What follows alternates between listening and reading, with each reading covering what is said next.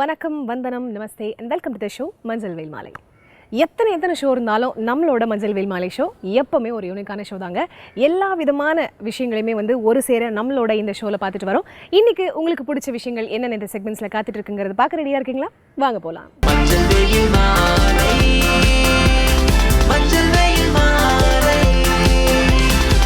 நம்ம ஷோவோட first segment யோகாசனம்.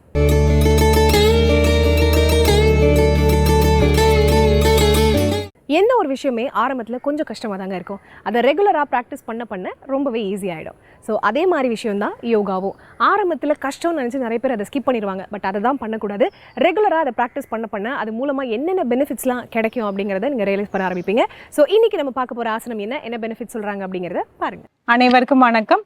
இன்றைய யோகா பகுதியில் பார்க்கக்கூடியது டீடாக்சிஃபிகேஷன் முத்திரை அப்படின்னு நம்ம சொல்லுவோம். அதாவது நம்மளோட உடல்ல இருக்க கழிவுகளை எல்லாமே நீக்கிறதுக்காக இந்த முத்திரையை நம்ம செய்ய போறோம். அது எப்படி பண்றதுன்னு பார்க்கலாம். இப்போ கைகள்ல நல்லாவே விரிச்சுக்கணும். 4 விரல் நல்லா விரிச்சுட்டு, இப்போ இந்த கட்டை விரல நுனியை கொண்டு வந்துட்டு இந்த மோதிர விரலோட அந்த 3வது அந்த கோடு மாதிரி இருக்கு பாத்தீங்களா, இந்த இடத்துல போய் நம்ம அப்படியே டச் பண்ண போறோம். இந்த இடத்துல இப்படி டச் பண்ண போறோம். அதே மாதிரி இப்போ நம்ம இடது கையிலுமே அந்த மாதிரி பண்ண போறோம். கைகள் வெள்ள விரல்கள் எல்லாமே விரிச்சு வச்ச மாதிரி இருக்கணும். இப்படி சேர்த்து வைக்க தேவையில்லை. அப்பதான் நம்ம தொடர்றதுக்கு அப்படி கரெக்டாக இருக்கும். இந்த மாதிரி விரிச்சு வச்சுட்டு அப்படியே ஒரு சில வினாடிகள் இருக்கலாம். நான் இப்போ அர்த்த பத்மாசனால உட்காந்துருக்கேன். முதுகு தண்டை நல்லா நேரா வச்சுட்டு ஒரு ஆழ்ந்த மூச்சு உள்ள இழுத்து வெளியே விடலாம்.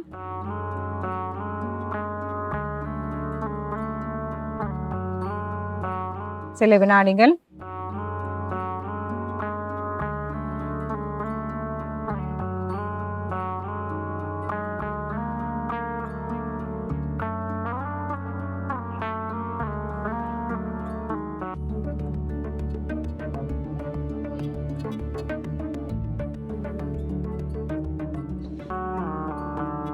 தளர்த்திக்கலாம்.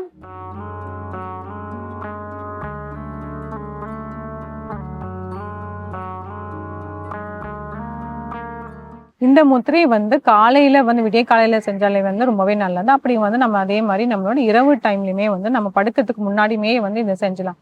ஒரு 10ல இருந்து ஒரு 15 நிமிடங்கள் இதை செஞ்சோம்னா நம்மளோட உடல்ல இருக்க அந்த கழிவுகள் எல்லாமே தின்னும். இப்ப எப்படி நம்ம சுத்தப்படுத்துறோமோ, நம்ம வீடுகளை இல்லாம சுத்தப்படுத்துறோமோ, அது மாதிரி நம்ம உடல்ல நம்ம முழுமையா இதை சுத்தப்படுத்தும். நிறைய டெய்லி அன்றாட வாழ்க்கை நம்ம என்னவோ நிறைய உணவுகள்லாம் நிறைய எடுத்துக்கிறோம். துரித உணவுகள்லாம் எடுத்துக்கிறோம், இல்லை வேற மாதிரி எல்லாம் உணவுகளை எடுத்துக்கிறோம். அதெல்லாம் கழிவுகள் அப்படியே சிலது நம்ம உடல்லே தங்கிடும். ஸோ ஃபுல்லாவே அதை ஃப்ளஷ் அவுட் பண்றதுக்காக, அது வெளியில கொண்டு வரதுக்காக இந்த முத்திரை ரொம்பவே அவசியம். மறுபடியும் இன்னும் ஒரு முறையும் செஞ்சிடலாம். நான் அப்படியே இது பண்ண மாதிரி நம்ம கை விரல்களை நம்ம நீக்கியே வச்சிருக்கணும். நம்மள சேர்த்து வைக்க வேண்டாம். நீக்கி வச்சுட்டு அப்படியே கீழே வச்சுட்டு மடி மேல வச்சுட்டு ஒரு 5 முறை ஒரு மூச்சை உள்ளே இழுத்து வெளியே விடலாம்.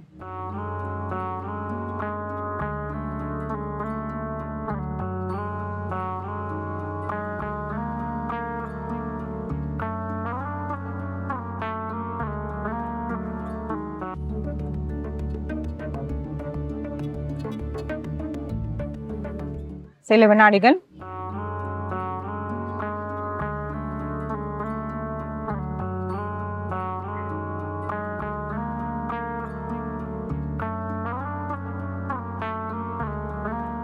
தளர்த்திக்கலாம்.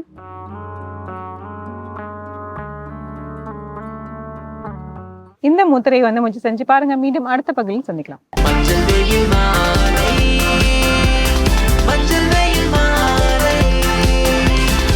நம்ம ஷோட நெக்ஸ்ட் செக்மெண்ட் இங்கிலீஷ்ல பேசலாம். இங்கிலீஷ் கற்றுக்க நினைக்கிற பிகினர்ஸ்க்காகவே ரொம்ப ஈஸியான விஷயங்களாக எடுத்து இவர் ஒவ்வொரு நாளும் சொல்லி கொடுத்துட்டு இருக்காரு. இன்னைக்கு இவர் செலக்ட் பண்ணியிருக்கக்கூடிய அந்த டாபிக் என்ன அப்படிங்கிறத பார்க்க ரெடியாக இருக்கீங்களா? வாங்க. ஹலோ ஃப்ரெண்ட்ஸ், இன்னைக்கு நம்ம இங்கிலீஷ்ல பேசலாங்கிற நிகழ்ச்சியில புதுசா என்ன பார்க்க போறோம், ஆல்ரெடி என்ன பார்த்துக்கிட்டு இருந்தோம் அப்படிங்கிற ஒரு சின்ன நினைவூட்டலோட இன்னைக்கான கிளாஸை ஸ்டார்ட் பண்ணிடலாம். நம்ம எதை பத்தி பார்த்துக்கிட்டு இருக்கோம்? டென்சஸ், அதாவது காலங்கள் அப்படிங்கிற விஷயத்த பத்தி பார்க்குறோம். ஸோ காலங்கள் அப்படிங்கும்போது நமக்கு என்னெல்லாம் பண்ணிட்டு இருக்கோம், ப்ரெசென்ட்ல, பாஸ்ட்ல, ஃபியூச்சர்ல அப்படிங்கிற மாதிரி 3 காலங்களையும் எடுத்து நடத்திக்கிட்டு இருக்கோம். அந்த 3 காலங்கள் அப்படின்னு வரும்போது ப்ரெசென்ட் டென்ஸ்ல, அதாவது நம்ம நிகழ்காலத்துல என்ன நடக்குது, எதிர்காலத்துல நடக்குது, இறந்த காலத்துல நடக்குது அப்படிங்கிற 3 காலங்களோட வரும். அந்த 3 காலங்களுமே பாசிட்டிவ், நெகட்டிவ் அஃபர்மேஷன்ஸோட நமக்கு வந்துட்டு இருக்கு. ஸோ இப்படி வரக்கூடிய அஃபர்மேஷன்ஸ் எல்லாமே நம்ம காலங்களுக்கு அடிப்படையில பேசணும். எதிர்க்க இருக்கவங்க பேசுறதுக்கு அப்ரோப்ரியேட் பதில் கொடுக்குறோம், அது எல்லாமே ஃபைன். பட் ஆனால் அவங்க எந்த இதில் பேசுகிறாங்களோ, எந்த டென்ஸில் பேசுகிறாங்களோ அதுக்கேற்ற மாதிரி. இப்போ அவங்க வந்து நிகழ்காலத்திலேயே வந்து பர்ஃபெக்டில் பேசுகிறாங்களா, அப்போ நீங்களும் பர்ஃபெக்டில் பதில் கொடுக்குற மாதிரியோ, இல்லைன்னா நீங்கள் முடிஞ்சது மாதிரி பதில் கொடுக்குற மாதிரி, இப்படி தான் கொடுக்கணும்லாம் கிடையாது. அந்த கேள்விக்கு எதிர்மறையான பதில்களும் நம்ம கொடுத்துட்டு இருக்கலாம், சரிங்களா? ஸோ அப்படி இருக்கும்போது இந்த கைண்ட்ஸ் ஆஃப் டென்ஸ் கிட்ட 12 கைண்ட்ஸ் இருக்கு இல்லையா? ஸோ ஒவ்வொரு கைண்ட் ஆஃப் டென்ஸும் என்ன பண்ணிட்டு இருக்கு, ஒவ்வொரு விஷயத்த நம்ம கொடுத்துட்டே இருக்கு. ஸோ அப்படி இருக்கும்போது அதே மாதிரி நமக்கு அந்த சென்டென்ஸ்லேயே ரொம்ப ஹைலைட்டிங் யார் காமிப்பாங்க, நம்மளுடைய ஆக்ஷன் வேர்ப்ஸ் தான். ஆக்ஷன் வார்த்தைகள் ரொம்ப ஹைலைட்டடாக இருக்கும். ஸோ அப்படி இருக்கும்போது இன்னைக்கான சப்ஜெக்ட் என்ன, வேர்ப் என்ன, ரூல் என்ன அப்படின்னு சொல்லி தருவாங்க. ஸோ இன்னைக்கு பார்க்க போகிற டென்ஸ் வந்து present continuous tense.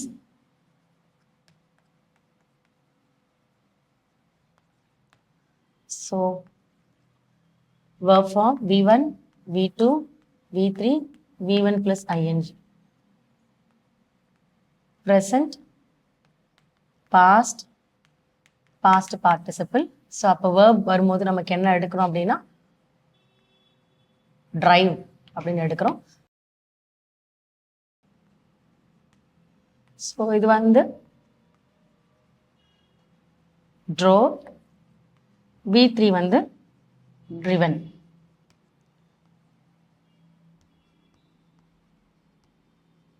ஸோ இது காலங்களுக்கு ஏற்ற மாதிரி நம்ம என்ன பண்ணுவோம், இந்த ஓட்டு, ஓட்டினார் அப்படிங்கிறத சொல்லுவோம். இதே V1 plus ing வந்து driving. அப்போ drive, drove, driven, driving அப்படிங்கிற verb form ரெடி. இப்போ subject IV,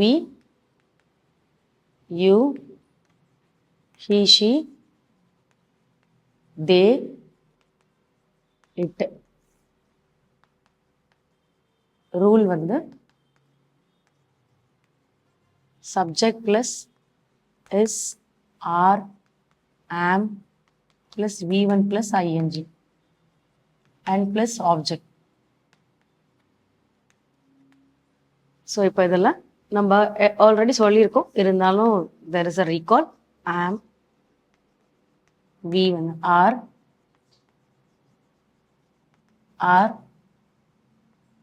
he is, she is, they are, it is.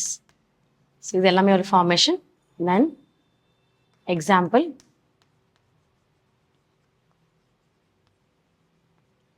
my father is driving a car. So my father is driving a car na என்னோட அப்பா என்ன பண்றாரு, car ஓட்டிட்டு இருக்காரு. So அப்போ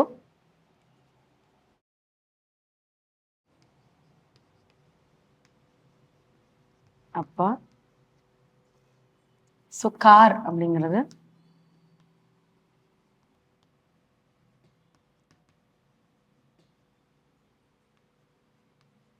ஒட்டிக்கொண்டு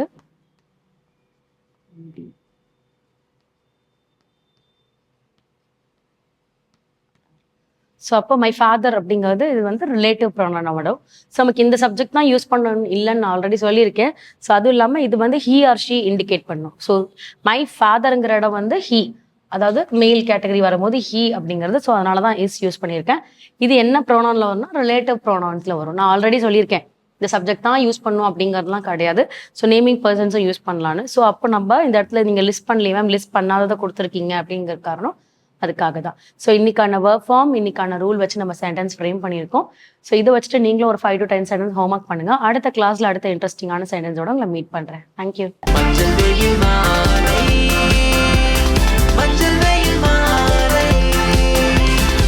நம்ம ஷோட நெக்ஸ்ட் செக்மெண்ட் தெரிந்து கொள்வோம்.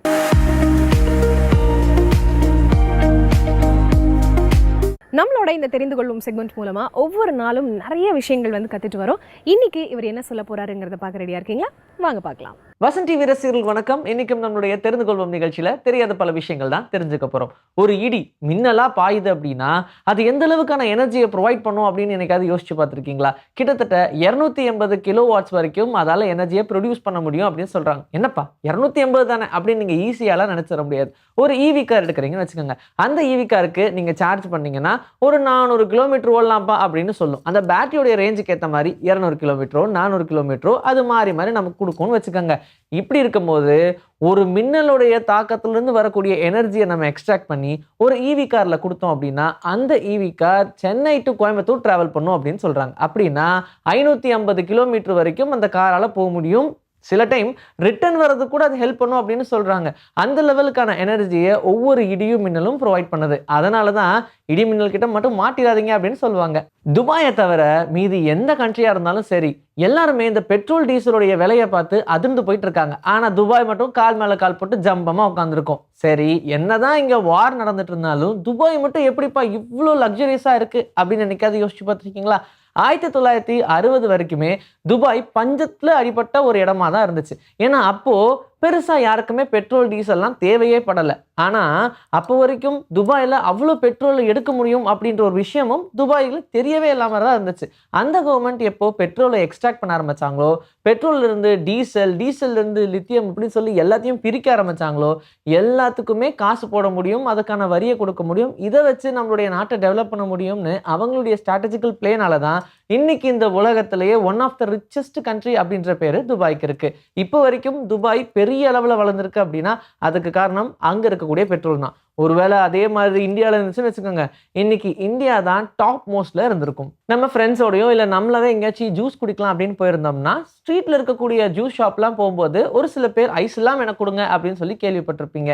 ஏன், அவங்களுக்கு என்ன ஐஸ் அலர்ஜியாவா இருந்திருக்கும்? அங்கதான் நீங்க ஒரு விஷயத்த புரிஞ்சுக்கணும். பொதுவாகவே ஐஸ் மேனுஃபேக்சரிங் அப்படின்றது ஜூஸுக்குன்னு தனியா ப்ரொவைட் பண்றது கிடையாது. இன்டேக்காக மட்டும் ப்ரொவைட் பண்ற ஐஸ் வேற எங்கேயுமே பெருசா நீங்க பார்க்க முடியாது. இன்டேக்காக ப்ரொவைட் பண்ணக்கூடிய ஐஸ் காஸ்ட்லியாகவும் இருக்கும். அதனால ரொம்ப சீப்பஸ்ட் ரேட்ல கிடைக்கக்கூடிய ஐஸ் எது அப்படின்னு பார்ப்பாங்க. மாச்சுரியிலலாம் முன்னாடி பாடியை ப்ரிசர்வ் பண்றதுக்காக ஐஸ் கட்டிஸ் கொடுப்பாங்க. இப்பெல்லாம் மிஷினா வந்துருச்சு. பட் முன்னாடி ஐஸ் மேனுஃபேக்சரிங் தான் பண்ணிட்டு இருந்தாங்க. அதுதான் பாக்ஸ்ல போட்டு வைப்பாங்க. அந்த டைம்ல ரொம்ப கூலிங்கா இருக்கும். அதுக்காகவே தான் ஐஸ் எல்லாம் மேனுஃபேக்சர் பண்ண ஆரம்பிச்சாங்க. இது இல்லாம வேற வெஜிடபிள்ஸ் இல்ல கொஞ்சம் ட்ரையா இருக்கணும், அதை வந்து ஃப்ரோசன் பண்ணும் அப்படின்ற மாதிரியான இடங்களுக்கு மட்டுமே தான் நிறைய ஐஸ் தேவைப்பட்டுச்சு. அதுக்காக தான் மேனுஃபேக்சர் பண்ண ஆரம்பிச்சாங்க. ஆனா இன்டேக் பண்ற ஐஸை விட இது ரொம்ப கம்மியா இருக்கு அப்படின்ற ஒரே காரணத்துக்காக நிறைய பேர் இதை கன்சியூம் பண்ண ஆரம்பிச்சிட்டாங்க. இதை வாங்கியும் வாடிக்கையாளர்களுக்கு விற்க ஆரம்பிச்சிட்டாங்க. அப்படி ஐஸ் எல்லாம் நிறைய பரவுச்சு. அதனாலதான் அந்த ஐஸ் எல்லாம் டியூப்ல வச்சு அடி அடிப்பாங்க. அதை அடிச்சதுக்கு அப்புறமும் பார்த்து வாங்குறதுக்கு மனசு வரும்ன்றீங்க. உலகத்துல என்னதான் பெரிய பெரிய ஆக்டர்ஸ் இல்ல கோரியோகிராஃபர்ஸ் இப்படி நிறைய பேர் இருந்தாலும் மைக்கேல் ஜாக்சன் மாதிரி வர முடியுமாப்பா, ஜாக்கி ஜான் மாதிரி வர முடியுமாப்பா, ப்ரூஸ்லி மாதிரி வர முடியுமாப்பா அப்படின்னு சொல்லி கேட்பாங்க. ஏன்னா இவங்கெல்லாம் அந்த இடத்துல மட்டும் இல்லைங்க, உலக அளவில் இவங்களுக்கு ஒரு பெரிய ஆடியன்ஸ் இருக்காங்க. இவங்க ஒரு ஐக்கானா பார்க்குறாங்க. இப்போ இந்த மைக்கேல் ஜாக்சனை பொறுத்த வரைக்கும் அவர் எதனால் இறந்தாரு அப்படின்ற ஒரு விஷயமே இப்போ வரைக்கும் மர்மமாக தான் இருக்குது. ஒவ்வொருத்தங்க ஒவ்வொரு விஷயம் சொல்லுவாங்க. ஆனால் அவருடைய மூக்கு நல்லா தான் இருந்துச்சு, எதுக்கு சர்ஜரி பண்ணாங்க அப்படின்னு நிறைய பேர் கேட்டாங்க. ஆனால் அந்த சர்ஜரி பண்ணதுக்கு அப்புறமும் அவர் அழகானாரு, அது ஒரு தனி அழகுன்னு வச்சுக்கோங்க. சரி, இப்போ எதனால் அவர் இந்த சர்ஜரி பண்ணாரு அப்படின்னு சொல்லி கேட்டால் மைக்கேல் ஜாக்சனுடைய மூக்கு சின்ன வயசாக இருக்கும்போது ரொம்ப குண்டா இருக்குமா. அவருடைய அப்பா அந்த மூக்கை வச்சு கலாய்ச்சிட்டே இருப்பாராம். இதை எப்படியாவது மாற்றி ஆகணும் அப்படின்ற ஒரே காரணத்துக்காக, தன்னுடைய அப்பா கலாய்க்கிறாரு அப்படின்ற ஒரு காரணத்துக்காக மூக்கில் கை வச்ச மனுஷன் அதுக்கப்புறமா முகத்தையே நிறைய சர்ஜரி பண்ண வேண்டியதா ஆயிடுச்சுன்னு சொல்றாங்க. மூக்கு அப்படின்ற ஒரு விஷயம் மாறினதுக்கு காரணமே அவங்க அப்பா தானா. 1.5 லட்சத்துக்கு ஒரு டாக்ஸ், 2 லட்சத்துக்கு மேல ஒரு டாக்ஸ், 5 லட்சத்துக்கு மேல ஒரு டாக்ஸ், 10 லட்சம் ரூபாய்க்கு மேல ஒரு டாக்ஸ். இப்படி நம்ம எவ்வளவு சம்பாதிக்கிறோமோ அதுக்கேற்ற மாதிரி நம்ம டாக்ஸ் கட்டுறோம் இல்லையா? அப்ப அந்த சம்பாத்தியத்துல இருந்து நம்ம கவர்மெண்ட்டுக்குன்னு ஒரு பணத்தை ஒதுக்கி வைக்கிறோம். இது என்னப்பா இந்தியாவில் எல்லா இடங்கள்லையும் அப்படிதானே அப்படின்னு நீங்க சொன்னீங்கன்னா அதான் கிடையாது. உங்களுக்கு நார்த் இந்தியாவில் இருக்கக்கூடிய சிக்கிம் தெரியுமா? அதுக்கு மேலேயே இருக்கு. அந்த சிக்கிம்ல பார்த்தோம்னா நீங்க எவ்வளவு சம்பாதிச்சாலும் சரி, நீங்க கவர்மெண்ட்டுக்கு டாக்ஸ் கட்ட வேண்டியதே இல்லை. நீங்க சம்பாதிக்கிற சம்பாத்தியம்லாம் உங்களுக்கு தான். ஸோ கவர்மெண்ட் அதுக்கான இனிஷியேட்டிவ் மட்டும்தான் எடுக்குமா. நம்ம ஊர்ல வீடை ரெண்ட்டுக்கு எடுக்கிறதுக்கு பேசாம சொந்த வீடே வாங்கிட்டு போயிடலாமேப்பா அப்படின்ற ஒரு மைண்ட் செட் வருது. ஏன்னா இப்பெல்லாம் ரெண்ட் நினைக்கிற மாதிரி கிடையாது. 15,000 20,000 அப்படிலாம் ரெண்ட் கொடுக்குறாங்க. அது மட்டும் இல்ல, வருஷம் வருஷம் ஏத்துறவங்க, 6 மாசத்துக்கு ஒரு தடவை ரெண்ட் ஏத்துறவங்க, இப்படி நிறைய பேர் நம்ம பார்த்துட்டே தான் இருக்கோம். அதனால தான் புது புது டெனண்டா மாறிட்டே இருப்பாங்க. அதுக்குன்னு வீடை காலி பண்ணிட்டு போயிட்டே இருக்க முடியுமா? இந்த ஒரு விஷயம் எங்கேயுமே நம்மளுடைய பாப்புலேஷன்ல இருக்கக்கூடிய ஒருத்தருமே இதை ஃபேஸ் பண்ணக்கூடாது அப்படின்றதுக்காகவே ஜெர்மனில இப்போ வரைக்கும் ரெண்ட் அப்படின்ற ஒரு விஷயத்த ஹைக் பண்ணக்கூடாதுன்னு அந்த கவர்மெண்ட் ரொம்ப ஸ்ட்ரிக்டாவே இருக்காங்க.